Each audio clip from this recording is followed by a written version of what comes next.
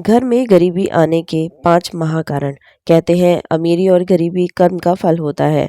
अच्छा बुरा सुख दुख अमीरी गरीबी मनुष्य के स्वयं के कर्मों की उपज होती है। पहले के कुछ बुरे कर्मों के प्रभाव से मनुष्य गरीब घर में पैदा होता है, परंतु यदि उसके कर्म सही दिशा में किए जाएं तो वह गरीब से अमीर भी बन जाता है। और यदि कोई पहले से ही अमीर है तो उसके उल्टे कर्म उसे गरीब बना देते हैं। इस वीडियो में यही बात बताएंगे कि मनुष्य अपने कर्मों के अंदर किन कामों को ना करे जो कि उसे गरीबी का मुंह देखना पड़े। तो दोस्तों, बने रहिए इस वीडियो में। वीडियो की समाप्ति तक। यह कहानी है गुंजन और लक्ष्मी नाम की 2 बहनों की। मित्रों, अब से कुछ समय पहले की बात है। एक नगर में एक बड़े ही पैसे वाले मुखिया रहा करते थे। मुखिया की 2 बेटियां थी और एक बेटा था। बेटियों का नाम था लक्ष्मी और गुंजन।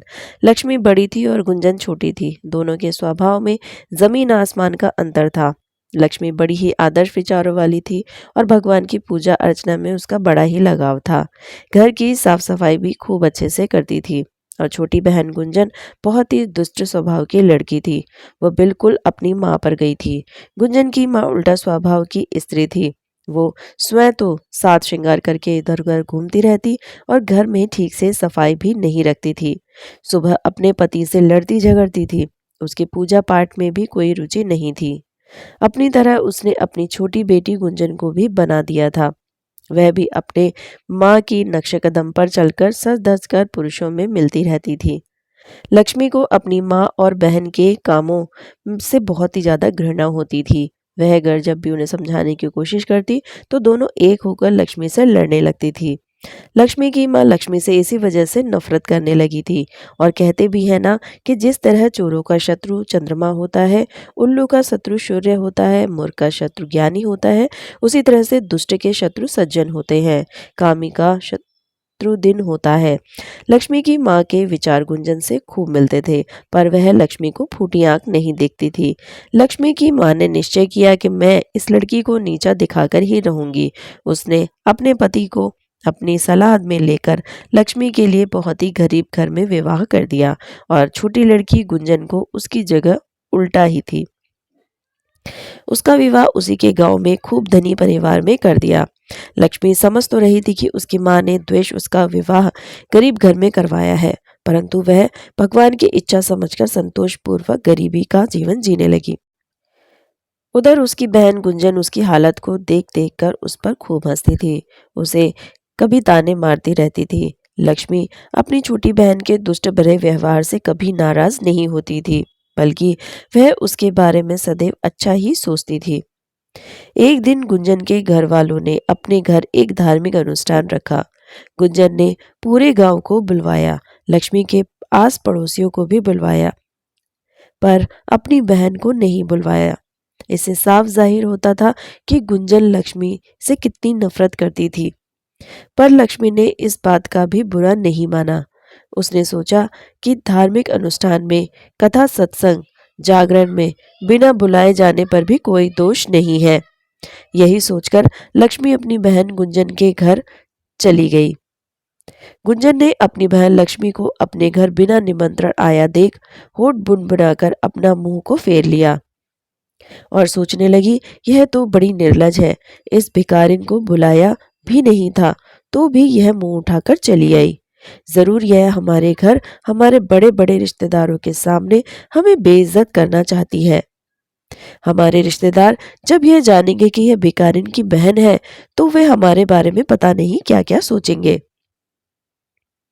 यही सोचकर उसने लक्ष्मी को खूब भला बुरा कहा और बिना प्रसाद दिए ही उसे अपने घर से भेज दिया। लक्ष्मी बिना कुछ कहे वहां से चली आई।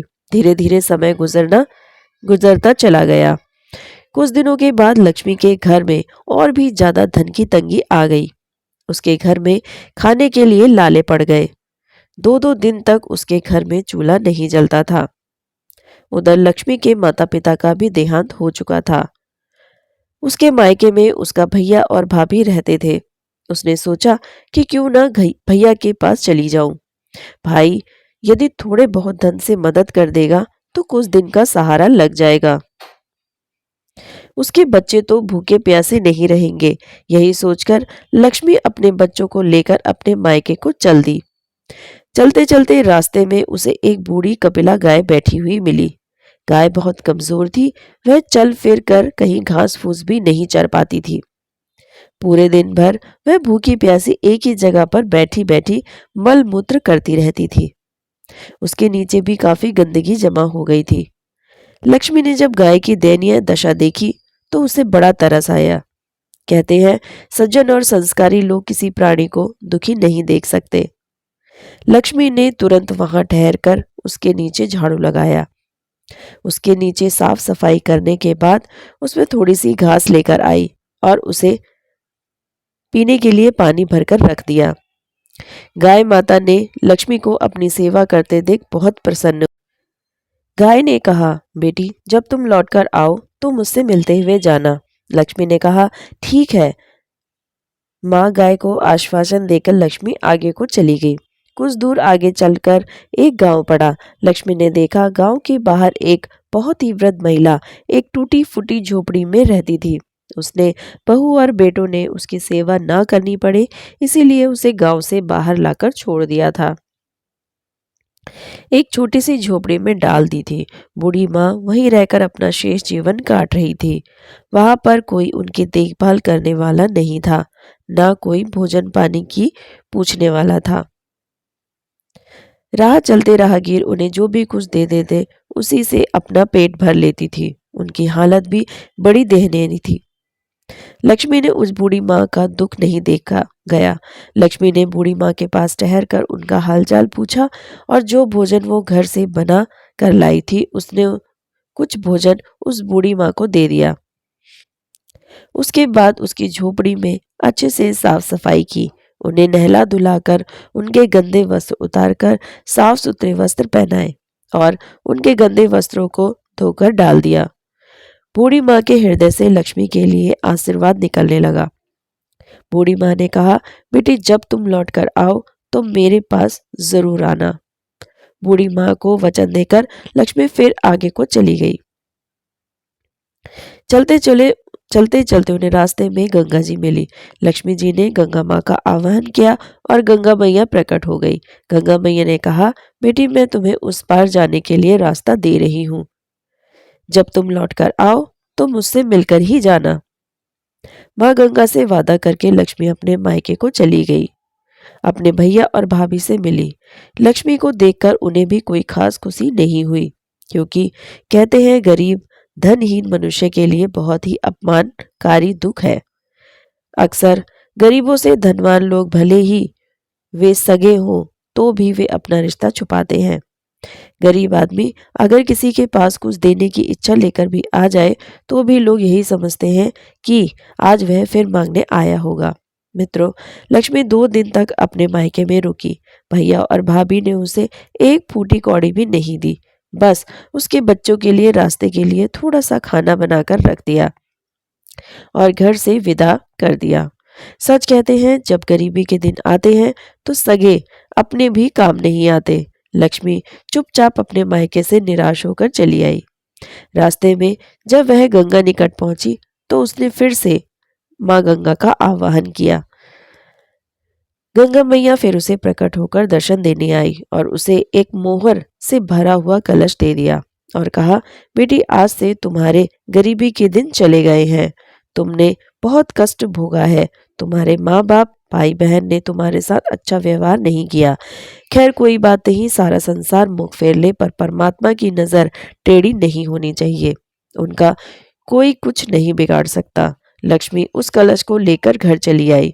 रास्ते में उसे याद आया कि मैंने बूढ़ी माँ के पास लौटकर जाने का वादा किया था।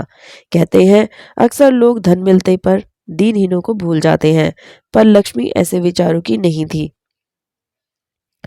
वो उन बूढ़ी माँ से मिलने गई, उनकी झोपड़ी पर गई और उनकी सेवा की, उन्हें खाना खिलाया। बूढ़ी माँ ने लक्ष्मी को आशीर्वाद दिया कि जाओ बेटी, तुम सदा धन धान से संपन्न रहोगी, सदा सौभाग्यवती रहोगी। बूढ़ी माँ का आशीर्वाद सुनकर लक्ष्मी खुश हो गई। कहते हैं, बुजुर्गों के आशीर्वाद में बहुत ही शक्ति होती है। अंतरात्मा से प्रसन्न होकर दिया गया आशीर्वाद सदा फलित होता है।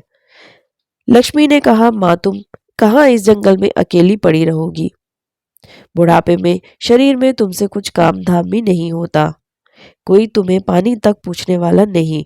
तुम मेरे साथ चलो, मैं अपने घर पर रहकर तुम्हारी सेवा करूंगी। मेरी माँ का तो मुझसे प्यार नहीं मिला, तुम मेरी माँ जैसी हो। तुम्हारी सेवा करके मैं कुछ पुण्य कमा लूंगी। दोस्तों, लक्ष्मी की इस बात को सुनकर बूढ़ी माँ की आंखें आंखों में छलछलाए। लक्ष्मी बूढ़ी माँ को अपने साथ बुला लाई और जाकर उसे वही कपिला गाय बैठी मिली।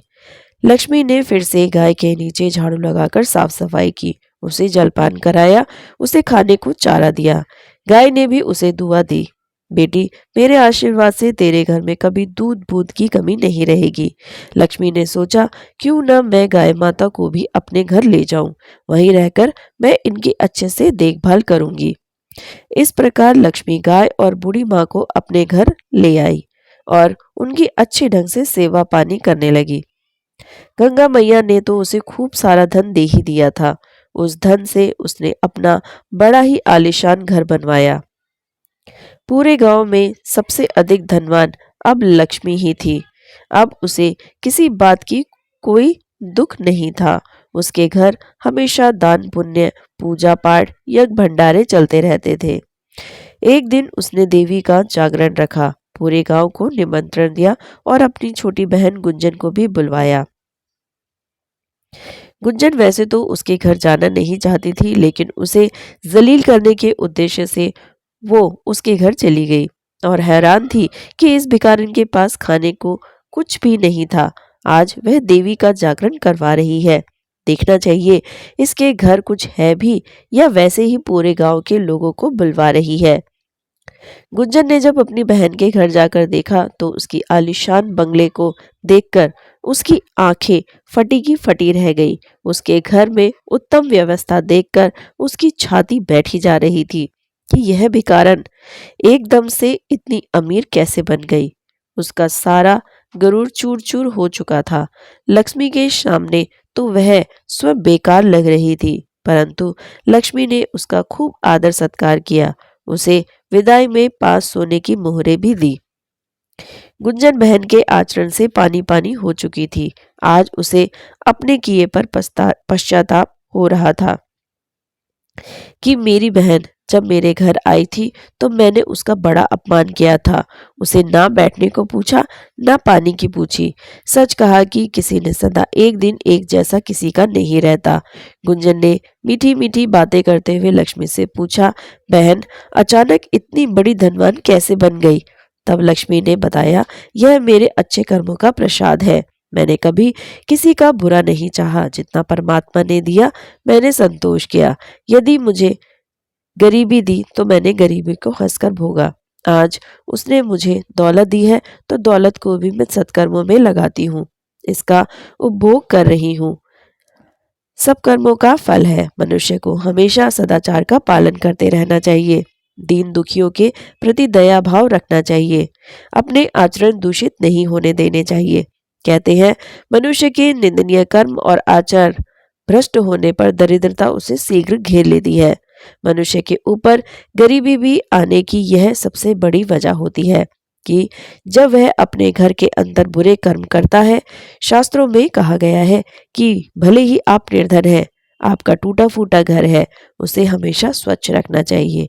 झूठे बर्तन, कपड़े, जूते, चप्पल घर में इधर उधर ना फैले हों। घर के अंदर नाखून नहीं काटना चाहिए। अपने पूजा घर की ओर कभी पैर करके नहीं सोना चाहिए। घर के अंदर कभी जुआ नहीं खेलना चाहिए। दुष्ट प्रवृत्ति के लोगों से यदि आपकी मित्रता हो भी जाए तो भी उन्हें घर नहीं बुलाना चाहिए। स्त्री घर की लक्ष्मी होती है, उसे हमेशा साफ शुद्ध रहना चाहिए। घर में बिना वजह कलेश नहीं करने चाहिए।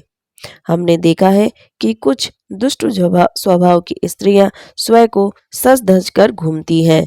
पति की और बच्चों की कोई फिक्र नहीं होती। घर में बच्चे मैले कुचैले घूमते रहते हैं और घर के बड़े बुजुर्ग लोगों का अपमान करती रहती हैं। बात बात पर लड़ती झगड़ती रहती हैं। उनके मन में सदैव अपना ही चलता रहता है। ऐसी स्त्रियों की वजह से लक्ष्मी अति शीघ्र घर से विदा हो जाती हैं। मित्रों, लक्ष्मी की बातें सुनकर गुंजन की आंखें खुल चुकी थी। एक बात सत्य है कि जो अपने छोटों को नहीं देखता, उसे अपने से बड़े लोग नीचा दिखा देते हैं। आशा करती हूँ वीडियो आपको पसंद आई होगी। वीडियो पसंद आई है तो प्लीज़ वीडियो को लाइक और चैनल को सब्सक्राइब ज़रूर कीजिएगा। वीडियो देखने के लिए आपका बहुत बहुत धन्यवाद।